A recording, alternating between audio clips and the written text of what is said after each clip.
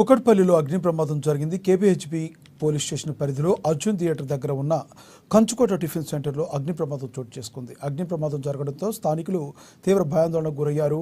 ఈ ఘటన జరిగిన సమయంలో హోటల్ లోపల సిబ్బంది నిద్రిస్తున్న యాజమాని తెలిపారు.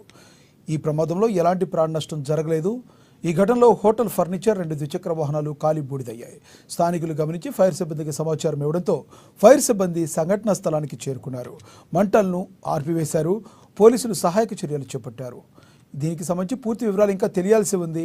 ఈ సంఘటన ఎలాగా జరిగిందనే విషయంపై పోలీసులు ఆరా తీస్తున్నారు. పోలీసులు కేసు నమోదు చేసుకుని దర్యాప్తు చేస్తున్నారు.